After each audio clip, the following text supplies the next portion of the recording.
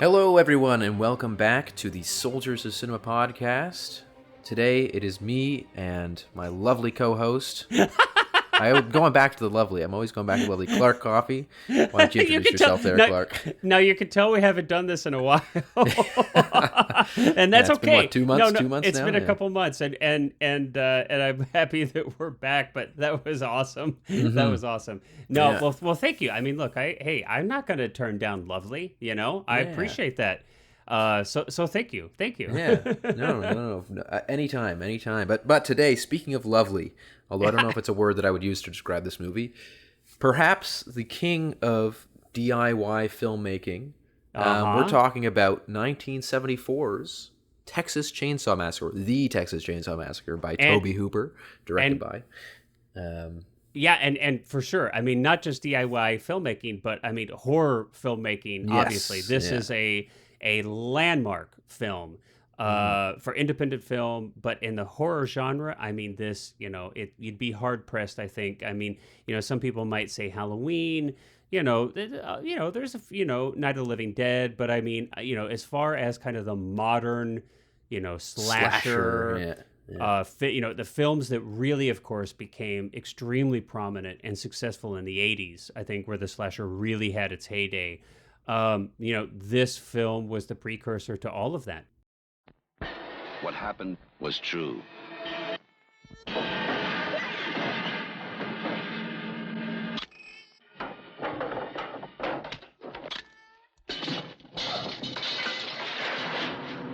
The most bizarre and brutal series of crimes in America.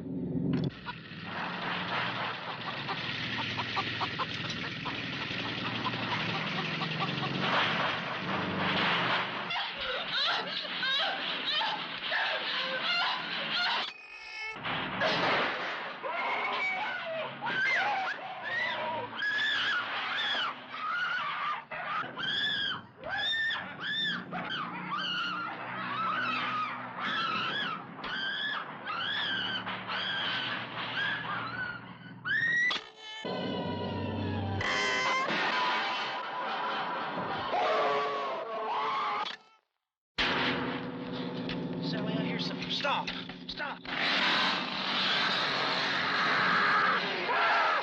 This is the movie that is just as real, just as close, Crazy! You gotta make us stop! just as terrifying as being there. Even if one of them survives, what will be left? The Texas Chainsaw Massacre. After you stop screaming, you'll start talking about it. And It's your choice. Yeah. I mean, so what made you choose it? Like, what was your? Well, okay, good. Yeah. So right, it was my choice this time. So let's see. This film was released in 74. I was born in 76. I don't remember when I first saw this film, but I cannot remember a time when I didn't know about it. And that it had kind of already permeated the culture. I mean, for example, just some examples. Like I remember when I was young, like really young, I had an Atari. And I remember one of my favorite games on the Atari was Texas Chainsaw Massacre. There was actually an Atari game, right? And you run around, you literally play Leatherface, and you run around, and it's horrible, but you chop people up with your chainsaw. You chase them around a little like field or whatever on the game, and you you kill people with the chainsaw.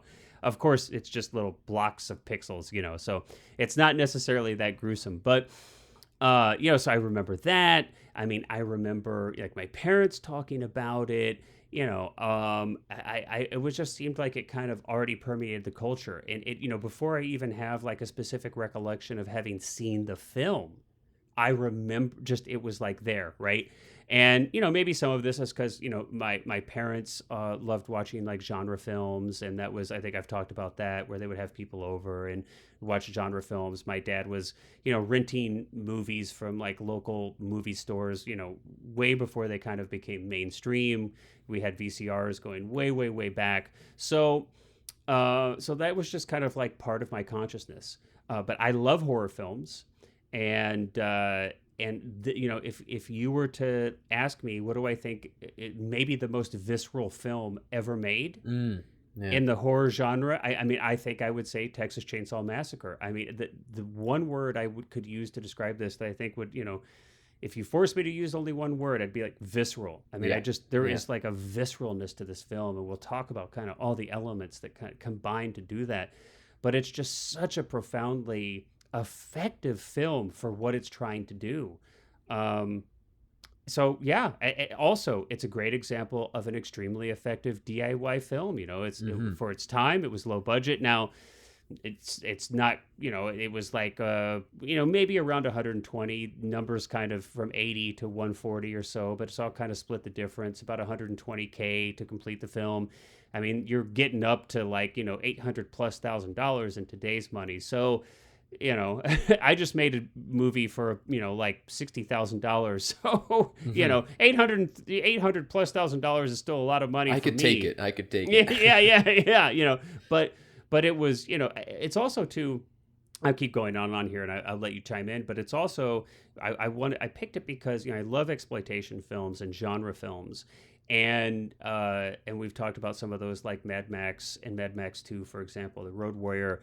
I think this is such an interesting example of like, you know, I mean, this is like the definition of genre exploitation film, and that it transcended that, like that it broke through that, was so extremely successful, not just in its time, but that it has such a lasting cultural impact. And, you know, my guess is that for many people at this time, this is probably the first like real exploitation film many people ever saw. You know? Yeah. So I think it's it's extremely interesting film, and in many aspects, and it's a film that I absolutely love. So there you go. Yeah. So I mean, I agree with everything you said there. I don't. Well, that's know good. That's good to know, because we can't have disagreements on this. No, no, absolutely. No, I don't remember the first time I saw this movie, but I do know for sure that it has influenced me in my own work, like greatly. Especially my early stuff. Yeah. It's interesting because it's also one of those movies that, you know, when I watch it, kind of in that league of like Silence of the Lambs, where there's a lot of things I find about it that are very funny, and I think are intentionally funny on the filmmaker's part. For sure. Yet people, when I say that to them, who perhaps maybe aren't as familiar with it or something, are like, how do you find anything funny about that? Like, isn't it a horrible, like, gory, gruesome thing? And oh my gosh, there's humor throughout this whole thing. Oh, absolutely, and we definitely want to talk about that, so I'm going to put a pin in it. But there's no question that there's a lot of humor in this, and, you know, I think, again, I put a pin in it, but it's cheese. Tobe goes on to do Chainsaw 2, and he even ups that. You know, he ups the ante on that. Well, we could talk about that a little bit better, but continue, sir. But yeah, no, I do think it's really interesting that it always stuck out to me as this movie that was, like you said, I mean, I actually recall having many conversations when I was coming up with ideas for shorts and features and things like that with friends about it, and using that specific word too, as visceral, as describing this movie as visceral, and saying, I want to make what we're making as visceral as this, and as kinetic and, you know, forward moving, because this movie just never stops in an incredibly like well-paced way, though. I mean, the pacing is, I know that there's people that say that it just never has time to breathe, but I think that totally puts you in the you know, seat with these characters. And I also think another interesting thing is that people describe this movie as, you know, having tons of gore and blood and things like that, but it's actually not that bloody of a movie. Like, there's not, a lot of it is just left up to the imagination. You don't actually see blood spray. Of course there's blood in it, but not nearly as, you know, buckets of blood being dumped over on actors and things like that as people might expect there to be. Well, that's I mean, I gosh, there's just so many different fun things to talk about this movie, but, you know, I don't remember the first time I saw it either. And, you know, usually we'll kind of start off with like our personal experience with the film. What's strange is that, like, I really can't remember when I first saw this film, and I've seen it numerous times in my life. but I don't really have a recollection of like first time seeing it, you know? It just feels like it's always been there. But what you had just mentioned, that there's so much less gore than you think, right? And I remember it's been years since I've seen the film. Obviously, I watched it just recently for this podcast. And I don't even know how long it's been since I've seen the film, maybe 6, 7, 8 years or something like that since I'd last seen it. But in my mind, right, it's just this like fever dream of insane gore or something. You know what I mean? It's like of insanity and death and in my mind, it's just burned into my brain that it's this like just insanely gory movie. And I'm watching it right now, and not even close. It's like there's almost no gore.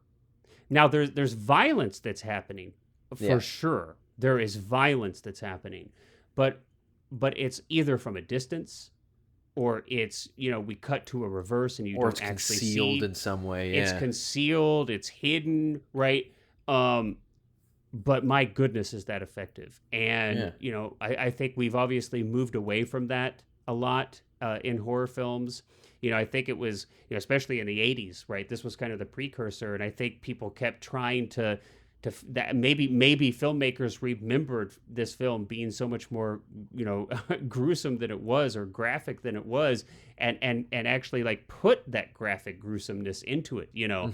And films really started to push the boundary on that, right? And we have some extraordinary practical special effects, but I almost feel like, you know, they missed the point, because this film really conveys such a primal fear.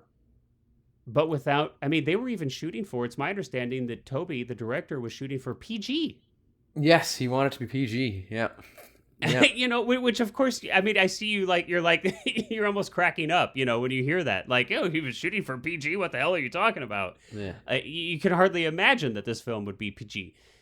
But it's just, I mean, just from a filmmaking perspective, from a storytelling perspective, like, wow, how effective, you know? Well, I also think that the constraints on budget and the technical constraints, I think they had, I mean, again, we'll get into the technical details in a bit, but, you know, shot on 16 millimeter, and they had very few lights to work with and things like that. That kind of I almost, you know, want to say like grindhouse DIY, like very, like that look to the movie gives it, I think, so much of its feeling, and I think it's very obvious when you watch, you know, most of the sequels, the remakes, and things like that, that have the sheen on them. Like I know the Michael Bay produced one that came out, I think, in 2004, and you lose a lot of the griminess when suddenly you're working with a huge budget, and you know, you've got beautiful lenses, and you don't have this like this feels so documentarian in its filmmaking style in a lot of ways. And of course, you know, it's not it's not found footage, and that's interesting, right? And that's interesting. Like that, yeah. You mentioned that because, like, let's go, you know, right back to the beginning, right? I mean, you know, the film opens and it's got this long crawl that's narrated by John Larroquette, which I think is hysterical. And they got him because they wanted to sound like Orson Welles. Is the funny thing there. Yeah. And I think, and he does a great job. But I don't think I knew that until, you know, years and years and years and years later. But I think that's awesome. But you've got this crawl that basically sets this up as like a true story, right? I mean, that's kind of the takeaway. And we have what I think is maybe one of the most effective opening sequences of any movie ever. I feel like maybe Fincher copied a little bit of this in a certain way for Seven. I feel like a little, and it kind of extrapolated on it, but you've got this, you know, this flash bulb, right? It's almost like crime photos being taken, basically, and we've got these small glimpses into this, which makes it all the more scary, by the way. I mean, if you just had these images of these corpses, right, just you know, lit, and just were kind of like scanning through them, they'd be nowhere near as terrifying. But you've just got these brief glimpses, and then you're left, you know, it's just left to your imagination. Yeah, these decomposing bodies. Yeah. These decomposing bodies, just these pictures of like a boot with like a, you know, semi-skeletal foot, or, you know, and it's just, wow, how effective. And we go to these images of the sun. They're like solar flares, or these like coronal ejections, or whatever you call it, you know, that are kind of almost abstracted, you know, like I think you had mentioned, like you didn't even know that's what it was, for a while. Yeah, I mean, honestly, what's amazing about those solar flare footage too is that there's several points where it looks like out of the like those ejections that it looks like skulls forming. Yeah. And so I always just assumed that it was some sort of like ink work or like Totally. graphic design kind of work done. Yeah. It is. But no, yeah, it's the sun. It's just a really, really, affected version of like color processed version of that footage. Yeah. But it sets this up, it does such a great job, right? We have kind of the radio. I think I think we start, with some kind of like radio news footage, but it's all setting the stage for like this oppressive heat and weirdness, right? Like there's this solar storm, or there's like, it's just weird stuff in the air, what's going on?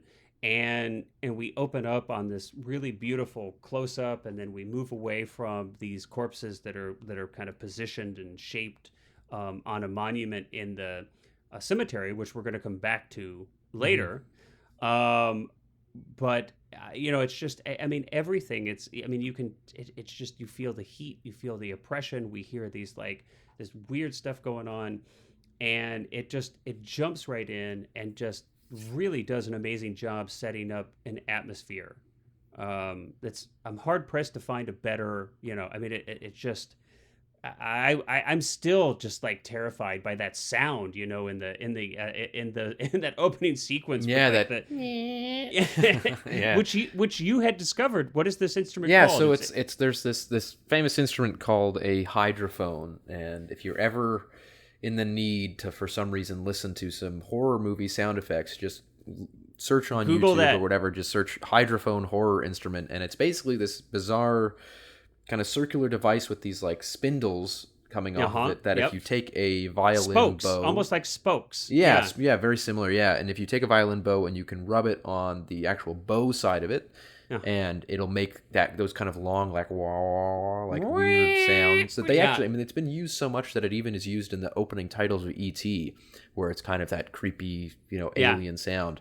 But then if you also take the back side of the bow and rub it along, you get those like echoey, kind of like creepy. It's wild. Sounds like a fence being dragged along with a stick or something, and which is basically what it is. Yeah, and so you hear that stuff, you hear those really, really bizarre, kind of otherworldly. You can't pinpoint the instrument. Like if I didn't know what that was, I wouldn't be able to pinpoint what the instrument was. No, I couldn't. Like it was such an otherworldly sound that it just lent itself to, like, I can't place it, right? Like, and that music is done by Tobe Hooper himself with Wayne Bell, like the director himself, which I'll get into this a little bit later, but I actually, when I was doing a short film, I remember we decided to kind of take a similar approach where we just, neither of us are particularly musically inclined, the guy I was working with, and so instead we just took pots and pans and like rubbed them together and put a bunch of reverb on it, and then had just weird metallic scrapes and things like that, and made the soundtrack out of that. And you can,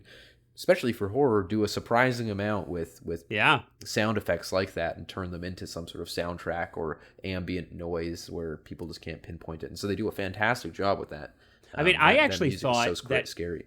Yeah, you're right, and it is extremely effective throughout this entire film. I mean, I honestly thought it was like some kind of strange process or distortion on an actual like old-fashioned like flash cube or something. Oh yeah is almost what, because I was like, I can't place this at all, and so my brain just kind of was like, well, it's like this looks like flashes, okay, maybe it's like a weird distorted, like those old-fashioned flash cubes, where there was actually like an explosion to create enough light, to get a bright flash. But we meet all the characters in the van, and I'm not sure if this has been done before, but I feel like this film did a lot of things, or brought a lot of things to kind of like, such a consciousness that now we see it all the time and we hardly even think of it. It's like, okay, you set up the kids like going on a road trip, you've got the, like, you meet the creepy hitchhiker, you meet the, like, not quite sure if he's a good guy or bad guy, what's going on, the guy at the gas station, it's like so many of these are tropes now. Yeah. And that it's, it's like when you watch this film now, after the fact that it has influenced so many other horror movies that it's a little bit strange. But imagine watching this, in 74, maybe you're not exposed to a lot of exploitation or films. I mean, it's just, I can imagine so much of this would be surprising and shocking. Well, but, especially, I mean, I can't quite remember the first time I saw the movie, but I know, like you said, everybody knows the Texas Chainsaw Massacre. Like it's like Psycho. Like there's no way that you don't know, if not the story, at least what it is. Big, Leatherface. Everybody knows Leatherface. A guy with a chainsaw. So I can't imagine having seen this without any indication or any. I mean, again, nothing like this had been done before. The fact that again it feels so DIY and so low budget, even though again, like you said, $800,000 in today's money is not necessarily super low budget, but still you can definitely feel that. Yeah, in the filmmaking. All unknown actors. You've got all unknown actors, and so which is great for this. And I think most horror films tend to follow this template, right? I mean, obviously, in part because so many horror films are low budget films. That's kind of the nature of that. But it's so effective because it's like we don't know. Like if somebody is a star, you have a sense, well, they're going to make it to the end of the film, right? I mean, it's kind of we know. Even just understand, like your brain is subconsciously thinking this is a movie the whole time. Yes, it's a movie, right? It's like, because I think they put, so exactly. So, but this all unknowns, pretty normal people. So, and just, you're right. It's like the way it's shot. I mean, we're sitting in this van. It's actually moving. This is not a process shot. Now, most of the time it's exposed in a manner that all the windows are blown out, but we actually do see like this is really moving. Like this is actually a moving van. It's not a process shot. They're really driving down the road, and here's just a bunch of people talking, and the hitchhiker character that we kind of the first member of the family that we meet is like so freaking creepy, dude. I'm like still to this day, like I had kind of forgotten about him because it's just, I think like the focus is on Leatherface and the family back at the house, but he's so grimy and But what an effective, but I mean, it just like this weird conversation we're having about the slaughterhouse, right? And killing of animals, and how this new gun, they're talking about how they have these air guns now that are supposed to be a more humane way to kill cattle, and how he's like, sad that this has come into being because it was so much better when they would kill cattle, by hand manually with a sledgehammer, you know? I'm like, oh my gosh. And it's just all these little details, like this weird pouch that he has that's made out of some weird little animal. Yeah, it's like roadkill or something. I can't, like some roadkill or something, and just these like super creepy, and the kind of the like, I forget this kind of birthmark he's got on his face. I think it's like a wine mark, or I forget exactly what you call it. Yeah, it's some sort of weird, like it's a wine stained birthmark. Yeah. Yep. And it's like so effective. And it's not that it's like, it's not necessarily like really well acted, I wouldn't say personally. It's not really exceptionally well written. I mean, this dialogue is not exactly, gonna win any awards, but it's just so effective. Everything does kind of it all works. It all works, right? Where you're like, everything is just kind of off. Everything is just kind of off kilter and weird, you know? Well, and the other thing that I find quite incredible, not that it's, again, there's no like absolutely insanely well composed, well lit shots here from a technical standpoint. Ooh, well, there's a couple. There's some really great. I mean, that shot under the swing is always, obviously that's legendary, and the stuff in the house. Not to say that it doesn't look great. I think it all looks really good, but there's nothing. They just had such a limited budgeted with lights that what I found out when I was watching it this time that I did not know was that the DP was like 23 when he shot this. Right. Like he'd just come out of the University of Texas's first film department, and to And he was talking. I listened to the commentary, and one of the things that he says is that when they were shooting the van scene, that he was like, "Oh, I totally overexposed the film here." You know, that he was always really disappointed that the windows are all blown out. And then Tobe Hooper sort of says, "Well, I always thought that you did that intentionally because it makes the whole scene feel so hot. Like Yes, it just and it feels does. like it feels like they're sitting in an oven." Yep, And you know, it really. So all these kind of mistakes, or I think amateur qualities, are what lend the film to look so like you said, exploitative, and just like it's this grindhouse kind of low budget scraping together whatever they can to make. I mean, all the vehicles in the movies are in the film are you know, crew vehicles. Like when they find that kind of shed of cars, they're all just like the grips and the, you know, electricians' cars sitting in there. And it does really, I think that's one of the reasons that, you know, this is really one of those, not that there's a few of those movies, but I would say that this is one of the pinnacle movies that just makes you kind of want to pick up a camera and go out and shoot something. Yeah, doesn't it? Like you just, the filmmaking here is so fun and inventive, and it bleeds out of the screen where you can just feel these people making these decisions in a very good way. And it just, the amount of times, again, that like watching this last night, you know, makes me want to grab my camera and go to some place and shoot a gory horror movie. You know, it just makes you really, well, and it shows you that you can, yeah. you can make it terrifying without having to have a huge budget for effects. I mean, this film is a great study, right? Like if I were teaching a film class and it was like, you know, how can I make a scary movie with a tiny budget? I don't have budget for gore. I don't have budget for special effects. I don't know how to do, you know, computer graphics. Don't have the budget for any of this stuff. I've got real minimal. I can buy like a couple gallons of fake blood, but that's about it. I mean, this is the film that I would show students to be like, you absolutely positively can make something terrifying and have no special effects, almost none. I mean, I can't think of a film that does it better. You know, and I think this kind of, you know, goes into a little bit of production design. Now, I think that's, you know, where they obviously film and, you know, stuff like, I think film is probably a huge percentage of their budget here, but production design in this film is really amazing.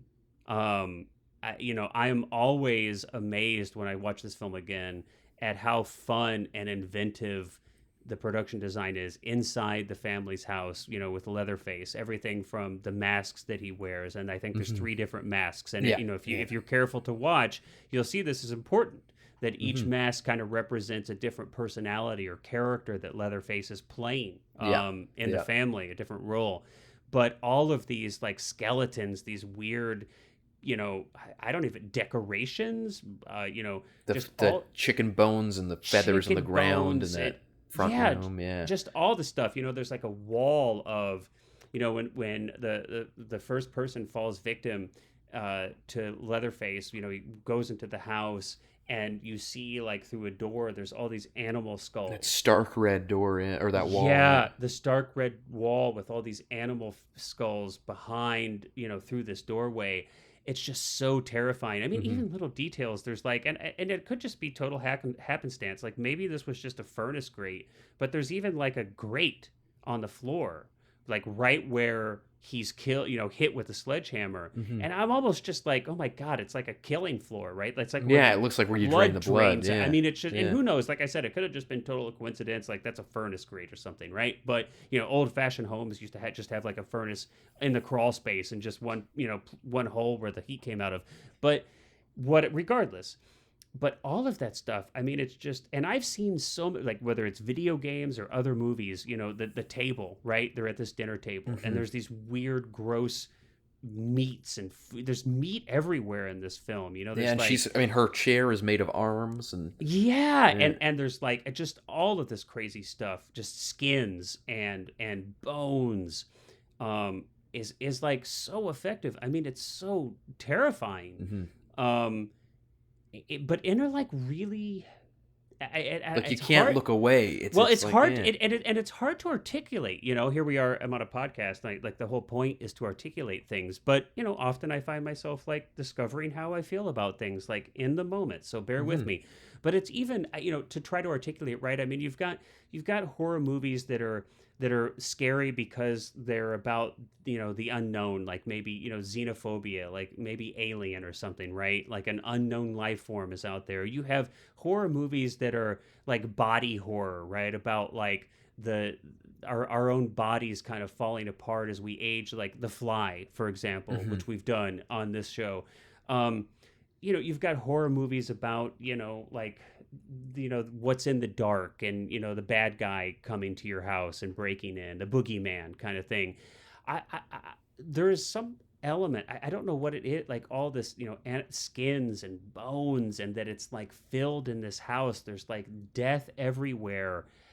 I'm having a hard time to even articulate like exactly what kind of horror that is, or why it's so terrifying. Well, but it's I think it one of is. the things is that it's bizarre in a lot of ways. Like I do remember one of the things that I do remember from the first time I watched it, that is, and again, I don't remember the context I was watching it, I don't remember where I was, but I do very vividly remember being so taken aback by how brilliant the characterization of Leatherface is, in that he's not really a killer. He's like this neurotic, like, well, a child. He's almost like a child. And he, the fact that after he kills, I think the third guy that goes in. So it's so horrible. We don't know the characters' names.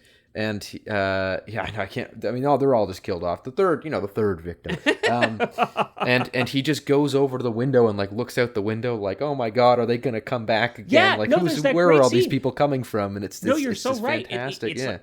Because it's like, I forget, I mean, maybe it's Kirk. I think Kirk is the name of the first character that goes in. He gets hit in the head with a hammer. Yeah, Kirk right? is the first, and Pam is the girl. Which is one of the best falls ever. I mean, and he starts shaking, No, it's not even a stunt man. I mean, the way he like twists around and just drops almost as if it's like greater than gravity. It's like he's being like pulled, that like, the hit was the hammer forces him into the ground. Yeah, it's like the hammer was such an intense blow. Like it sells it so well that it's like forces him to the ground like harder than gravity. And that shaking too, when it's shaking like is terrifying. And then he's like drug off, and then I think it might be Pam who comes in later. Yeah, Pam's the second, and that's where, and this, I mean, still to this day, it's like how many countless movies have done this, since, but this like putting her on the hook. And of course we don't. Well, especially after showing her, like, she's got this bare-backed shirt on. Yep. And it's like, so you've got this, like, right before she walks in the house, you see this perfect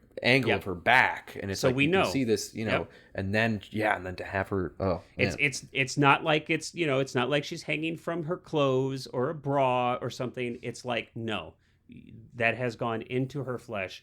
We never see it. In today's day and age, for sure, there's a horror movie today, there would be an insert shot of like the hook piercing her, or at least, for sure. And this is just, I have to say, this is just more effective. It's just more effective. I mean, I literally feel the pain. Well, you also just, again, you get this, I mean, another just fantastic thing that they do is, again, like you mentioned earlier, building up this whole idea of like slaughtering the animals and all that, and how little we care about the well-being of the animals that are being slaughtered. And you get that sense too when Pam, I think the third guy's name is Jerry. I think that's the I think so. Boyfriend. Yes, I think goes in, Sally's boyfriend, who goes in obviously before Sally to find him, and leaves Sally and Franklin. When he opens the freezer, and Pam is still alive, and she pulls up, and then rather than killing her, Leatherface just shuts the freezer again. Like, he doesn't even, put her out of her misery. He just is like, no, this is just, meat that I'm. It's just meat. Yeah, storing. I want to keep it fresh. I got to keep it fresh till I'm ready to like chop it up. Yeah, and so that's I think the most brilliant stuff in horror films is this feeling of like, oh, that person's in there suffering, and the movie's gonna move on, and you just have that in the back of your mind. Yeah, I remember feeling that very viscerally with Jaws too, of just this feeling of like these people that are getting eaten, it's like, oh my God, they're going under and they're still alive and all this stuff. And this movie definitely gave me the same feeling, that just this gut-wrenching like disgust of, imagine being trapped in a freezer, slowly freezing to death, and just knowing, and especially just the fact that it locks from the outside, and it's like they're not getting out of there.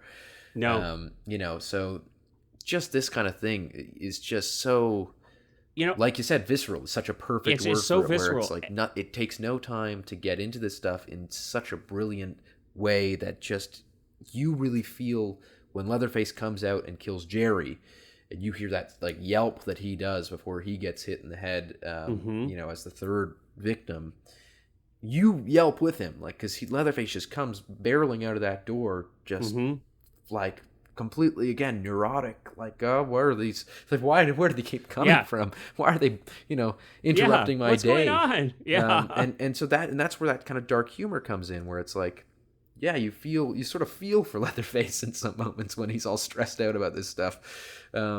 In this really bizarre way that you don't necessarily feel for like a Norman Bates or a Michael Myers or a Freddy or a Jason, right? Yeah, definitely not Michael Myers. I at least in And I think that's one of the reasons that I've always, not to compare the two because they are very different, but just to say that like I think this is the ultimate horror movie in so many ways because of that it's doing all this stuff so differently that nothing's ever quite replicated it nearly as well as it a lot of people have tried, but they always kind of miss something. There's that like you said, there's that odd thing where when a film tries to, like the slashers in the 80s, when they kind of went all in on the violence, assuming that Texas Chainsaw also did that, but like you said, you never see the hook enter Pam's back, you never see all this stuff. It really does again just kind of make you realize how brilliant so much of the filmmaking was behind this movie. Well, and and I think this is really key. All these different choices, and the visceralness. One of the things I think about is obviously the importance of the chainsaw. First of all, we haven't even talked about the name, but the name is just so ridiculously brilliant. I mean, it's one of those like exploitation titles that's like, we're going to tell people exactly what they're going to see. Yeah. And I mean, there's like no way that you cannot have a visceral reaction to the Texas Chainsaw Massacre. You're like, what? And the choice of a chainsaw for a weapon, I think, is so vital. Now, I don't know if it had been done before this film, and maybe it had, but this has got to be the first film, though, that really brought this to the mass public consciousness. But it is such a visceral weapon. It's first of all, it's like everybody knows how. I mean, just the tiniest touch of a moving chainsaw is going to just tear your flesh apart, right? Yeah. It's moving, it's loud, the sound is violent. It's smoking, it's vibrating. It's like, it's like, I just imagine, it's like I'm watching this film, and it's like you see Leatherface running through the forest and he's got a chainsaw that's moving. There's a chain going around it. There's smoke billowing out of it. And it's making this loud, roaring sound, right?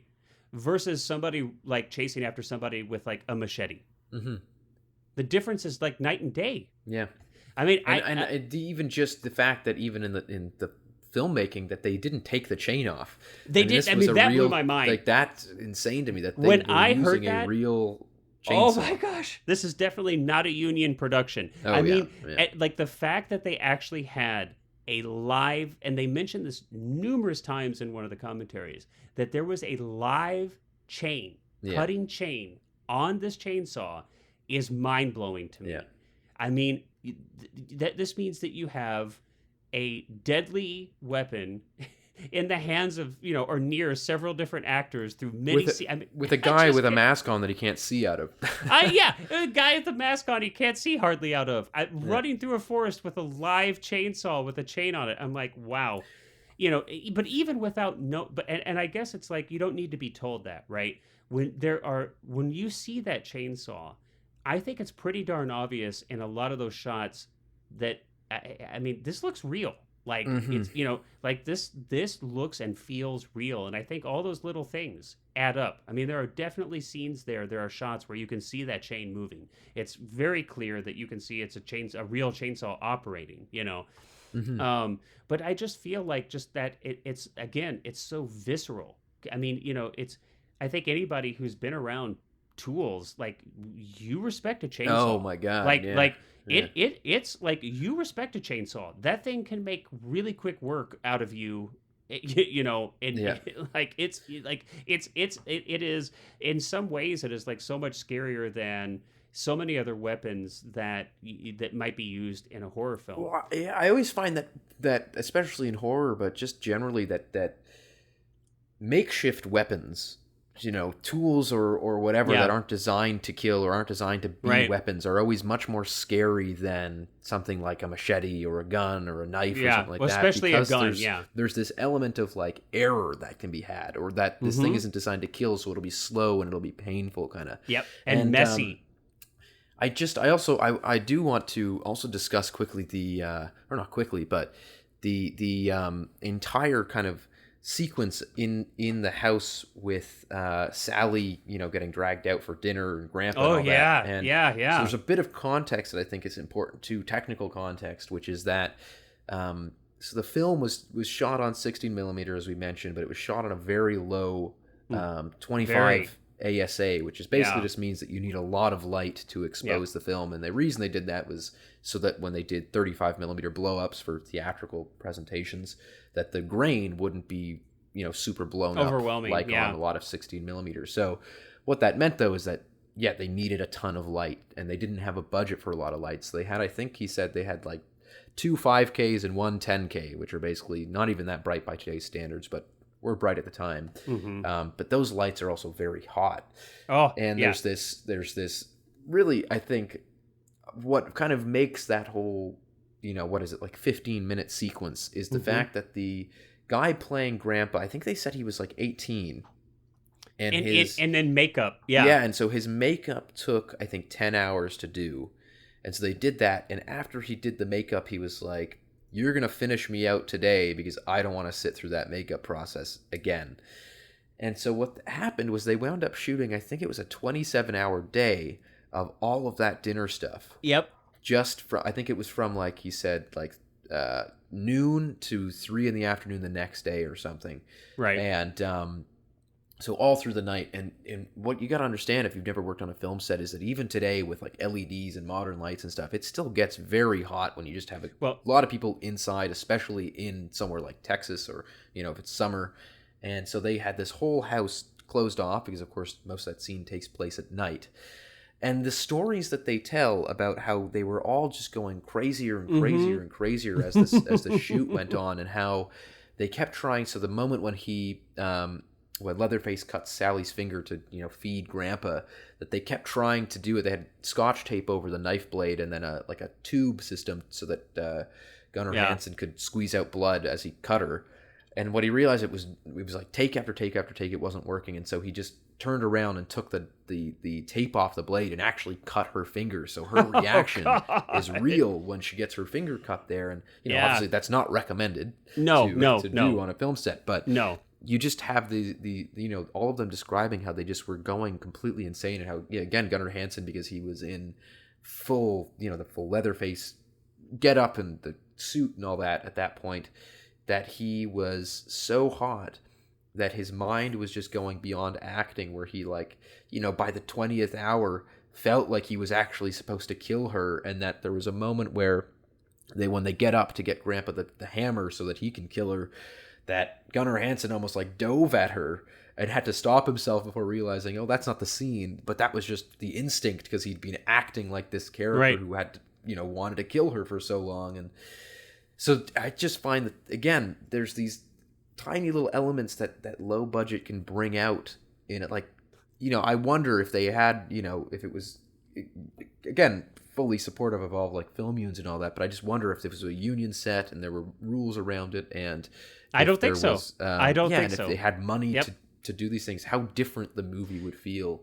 I think it's clear. I mean, I think we've seen that the people have tried to replicate that feeling in so many ways, and I think that what you're hitting on is that, yeah, I mean, to do this, with $10 million and or more, and name actors or two, and 12-hour days tops, and all this kind of stuff, I think you don't get it. I think you're right. It's like 27 hours or something. They're locked in this room. It's in Texas. It's in August. There's no air conditioning. Even if there were, you don't run it because it ruins the sound. you've got these huge lights, you've got real meat sitting on the table that's like rotting, under these lights. People are exhausted.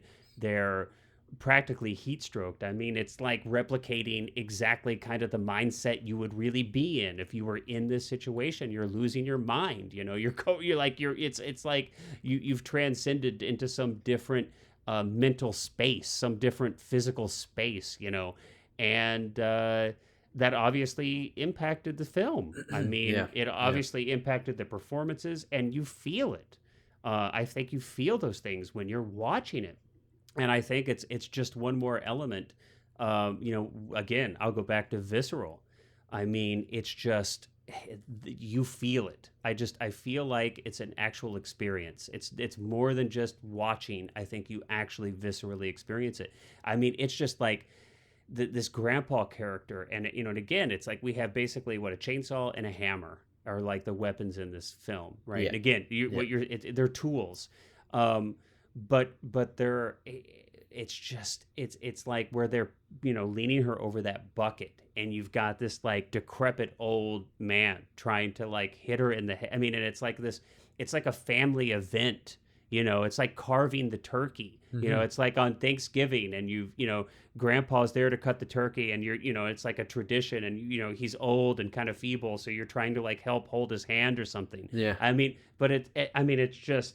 Well, it's and like just the fact that they do hit her, and it's like you see her head split open, and she's just wailing, like she's screaming, and it's horrible. You can feel at that point completely hopeless. Like if you're wanting her to get away, you're just sitting there like there's no way she's getting out of this. We're just watching this girl be killed by this wicked family, and then there's no greater feeling of like almost euphoria than when she jumps out that window and lands, and you're just like, oh god. And I think one of the funnier behind the scenes things too is that they all said that she was just the slowest runner, and so the reason why all the characters that are chasing her will do kind of zigzags, or like you'll see them sometimes just so they stop, don't catch up. and that like I know the first time she's running around the house, that first nighttime chase scene when she like goes in and then jumps out the second story window, right? That you see Leatherface come and sort of do this Looney Tunes like weird turn where he kind of has to screech and almost drift into the turn, and it's because they kept catching up to her too fast and catching her, and kind of had to like play act what they do when they've caught her. Even that worked because it's like the sense that you get, right? So it's like, here's the thing that happened in shooting. It's just like, well, our lead actress, the person who's being chased, is not a fast runner, so as fast as the people chasing her, so we got to make up for that somehow, right? Yeah. But what I see, this is the beauty of this kind of stuff, right? That these accidents can work out so well. But what I see are like these almost delirious characters, like toying like a cat with a mouse, right? Is what is the impression you get. Like the goofy kind of zigzagging, right? It's like they're having fun. This is a game to them, and and which of course makes it even more just terrifying that they're just playing with her, because they're out in the middle of nowhere. They know she's not going anywhere. Where would she go? Yeah. And I think even that works. No, it's again like it's one of those things that the remakes really lost. Just this. I've not seen many of them. I know in one. I know there was the Michael Bay one in 2004. Then they made a bunch of sequels off of that. Yeah. And then don't forget the second one. I think just last year they made like one of those kind of reboots like, or something. Or like it's like legacy sequels where they completely discarded all the other sequels, and then it was a direct sequel to this one. I mean, I feel like I may have seen one or two of those other ones. I for sure absolutely have seen Texas Chainsaw Massacre 2, which is a completely different type of film than the first. It's kind of like Gremlins versus Gremlins 2. That's a really great analogy. But I think it's actually a really fun film. Tobe Hooper also directed that. It's like, I think 12 or so years later. I have heard that that Tobe felt like the studio kind of took the film away from him, I think, at the end, I've heard, and kind of turned it into, or they didn't give him enough time, or they weren't done shooting some of the sequences in full, and they took it away. So I think he has said that it's not his vision 100% that's on screen, but I think it's a really fun film. I mean, it's a completely different kind of film. It's you had mentioned that there's humor in this first film. I mean, this film goes, Texas Chainsaw Massacre 2 goes like full bore into Yes. that, like over Well, the I top. love I actually, there are a lot of elements I really find that are just great in it, like the fact that the hitchhiker character comes back with just, it's one of those things where they just put like a plate metal on his head, like that's Yep. fixed him up, and just, that's kind of an indication of how the second film treats the genre that it's in, where it's just Well, very kind of I gag think filled and I think all you need to know is that the release poster was a parody of The Breakfast Club and has Yes, like yeah. the family is posed like The Breakfast Club. So I mean, I think and it's got Dennis Hopper in it. I mean, Yep. come on, you Yep. know. But this isn't about Chainsaw 2. It's about Chainsaw. Yes. But that is a fun film, and I do recommend that. Yeah, you're right. Michael Bay was produced the 2006 film, The Texas Chainsaw Massacre: The Beginning. I have not seen that. There's been like a Texas Chainsaw Massacre 3D. I haven't seen that. There's like one called Leatherface. Haven't seen that. I mean, I don't know. Maybe I've seen all the the original quadrille. I've seen 1, 2, 3, and then the Next Generation. I think the fourth one is called. I've seen that one, and that one's very goofy. Yeah, but clearly, regardless of all of these kind of sequels or remakes or reboots or whatever the hell, obviously Chainsaw lives on and has permeated the culture. You'd be hard pressed to find somebody, I think, who hadn't heard of it. It's really it's an extremely effective film, and you could say I don't like horror or this isn't my cup of tea, and I would completely respect that. This is certainly. I would, I'm sure there are many people that this kind of film would not be their cup of tea. But the thing that you cannot argue is how effective this film is. Mm-hmm. And you talked about, that there were some shots that weren't like, highly technical or there were a few that stood out to me. You'd mentioned there's a shot where they kind of go underneath a swing as a character rises from a swing. We go under this porch swing or this like long swing, bench swing, and follow her to the house where the house is like, we have a wide angle lens and the house just grows until it's overtaking the frame. That's beautiful. And some of them are really simple. There's a beautiful shot where the man from the gas station, who ends up, of course, being part of the family, where the woman runs into the gas station to escape Leatherface, only, of course, to fall out of the frying pan into the fire, which we don't know yet, but we'll soon find out.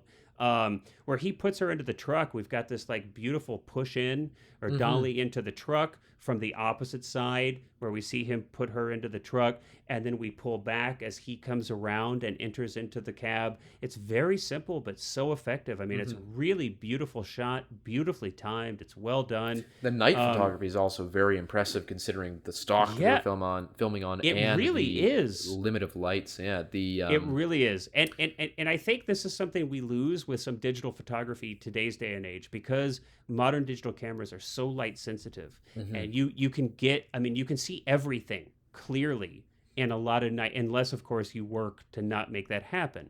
But in a lot of night photography, I mean, you can shoot like full blown middle of the night and see everything. Yeah, just from moonlight very frequently too. Yeah. You see everything. And I love this grainy, distorted kind of, because it's kind of like the way we see. Like if you're running around in the dark, that fuzzy kind of grainy, it's like mimics how our eye, at least my eyes, I've never seen through anyone else's eyes, so I don't know, but that's how I see if it's really dark, right? It's like fuzzy, and you kind of have this noise in your vision, and you can't quite make everything out.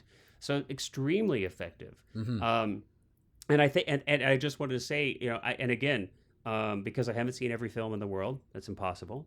So I'm not quite sure. But this has got to be one of the first films that's got like the last girl, right? That survives till the end. This has got to be one of the first, or at least one of the more successful, where we have, the final girl who survives, and you've got that just beautiful couple shots, where she hops in the truck. Oh, those are fantastic shots and there. I mean, it's really great. We've got this there are actually a lot of really nice shots. There's some beautiful wides of the van driving across the landscape. There's this beautiful tense shot of her trying to climb in the bed of the truck at the very end with Leatherface chasing after her.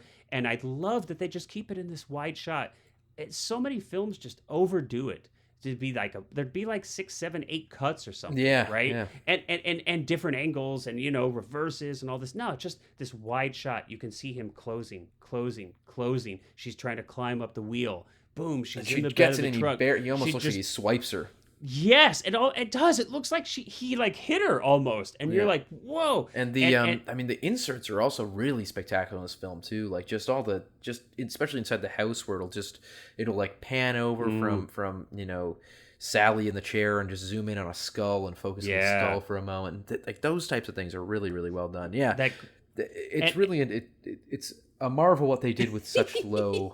Here we are. It's like, can you tell we like this film? I feel like sometimes we just devolve into like, but what about that scene? What about that scene? That scene was great. But yeah, I mean, I think, this established or really reinforced a lot of these tropes. You've got the final girl and just such a beautiful finale to the film where, she's just totally out of her skull, right? In the bed of this truck after what she's gone through, drenched in blood. And we see, but we see her in the bed of the truck, beautiful reverse, moving away from Leatherface, and then just this like wild, crazy, like, dance with the chainsaw in the sunset is just this like temper tantrum, or just like some wild. It doesn't even feel like a temper tantrum to me. It just feels like some almost like wild like dance of like ecstasy and death or something, it's almost just like I could imagine Herzog doing something like this. It's like it's just almost like one of those flaring on the lens as it goes, like landscape of the soul, but of like the darkest side of the soul. Is almost what I feel like. So yeah, there you go. And then it just cuts off. I mean, that's what's incredible is that the movie just boom to credits. And we really didn't touch on that, but something that I just kind of want to bring up a little bit before we finish here is that editing. There were so many moments in this film. I think in today's day and age, editors have gotten to a place where, with rare exception, they're trying to hide every cut. Like, cutting on motion, like matching everything, where it's just such a smooth transition from cut to cut that you literally don't even recognize that it's happening. It's just it's just smooth as butter. And so many of these cuts here in this film are the exact opposite of that. It's almost like in music where instead of like coming right in on the beat, which is what I think most editors do today, and I think this is a pretty good analogy that the editing really is about rhythm, and it's almost like a musicality to it. But I feel like so many of the cuts here in this film are like just ahead of the beat or just after the beat. Well, there's a really interesting one too that it's clearly just a really, really good decision where when they get to the graveyard and there's that guy laying down on the ground and he's kind of like talking for a minute. Oh, in the tire, like the old tire. And he's talking and this shot is like over his head kind of. Right. And he inhales and it cuts between his inhales, so you don't ever it's this really weird subconscious feeling of not getting to see that exhale that makes you sort of on edge and uncomfortable. There's no resolution. And it adds to that tension. And there are numerous cuts that way where it's like not quite on the movement or like right before or right after, or sometimes double. Like I think when Leatherface first hits the first victim, I'm forgetting all their names, but. It almost feels like there's a really quick double cut of like boom boom like as he goes down, like it's the cut of Leatherface and then a wide and it's like that you almost see the hit twice. And it makes it just all the more like impactful, startling and shocking. I mean it's so clearly we both are fascinated with this film. I think it's especially if you're a student of filmmaking or you're an independent filmmaker, and you're, even if you're not looking to make a horror film, I think this film has some really powerful examples of how to make an effective film on a shoestring budget.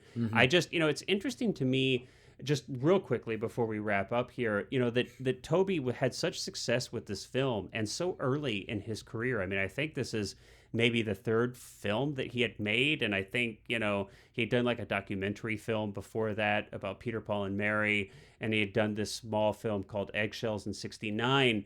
And it's interesting to me that although, yes, he definitely made other films, and he made films all the way up until 2013. And he also directed some television, although not a ton, maybe a dozen episodes or so of some random things. I mean, aside from Poltergeist, I'm not aware of anything he did that really ever got any significant traction anymore, after that. Which is, always kind of interesting to me, when filmmakers have such a huge impact with a film, but then don't seem to really push through with anything else. And of course, not that we'll go into Poltergeist a ton, but that's also a superb film from 1982, I think, superb film, much more commercial, mainstream studio film, than Texas Chainsaw Massacre. And there's some like weird controversy.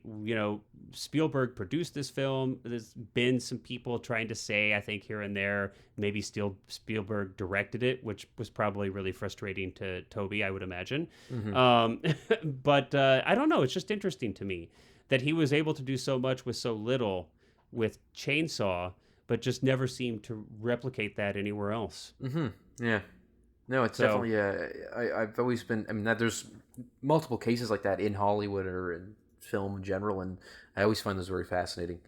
Well, and it makes me wonder, if it's kind of just this. Obviously, we're hypothesizing. We're not there. We don't know. A million things could be true, and again, I'm certainly not knocking Tobe as a talent or anything, but maybe there is. Maybe it kind of speaks to some of that credence about more money, more structure, more people, more gear doesn't necessarily equal better film, better quality. It almost makes you wonder if he had gone back and tried to make an 80,000. I mean, he definitely did make some low budget films, but it almost makes you wonder, if you like lose the ability to make films like that, so DIY, what could have been if we would have had other situations like that. All right, well, I think that wraps it up for Texas Chainsaw Massacre. Can I just say one other thing? Absolutely. Just one last thing. Yeah. Oh, man. So this has almost nothing to do with anything, but I just want to tell the story. So thinking of it now, I was talking about the chainsaw and what a superb, like, visceral weapon I feel like that is, just on like a primal level, that it's like this, it's like almost like a living, breathing thing itself. It's this machine. It burns fuel. It breathes air. It exhales smoke.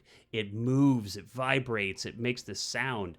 Have you ever been to a haunted house where they where they have the chainless, where they have like a chainless chainsaw and a guy like running around okay, can you? There is no way that you can't be terrified of that, even when there's no chain on it. There is no way. I remember the first time that ever happened to me, and I damn near crapped my pants. The first time that ever happened to me as a kid, I was at a haunted house, and at the end of the haunted house, there was like a guy waiting. They're always in like the bushes or something. Yeah. Like at the exit, and he came after me, and it was like a real gas chainsaw. So it's and ran after me, and I have never run faster in my life. Oh yeah. So anyway, on that note, all right, Cullen. Well, I'm so glad to be back on the saddle on the podcast with you. I look forward to your choice for next time. But until then, everybody, thanks for listening. We hope you enjoyed, and we'll catch you next time. Yeah, thank you.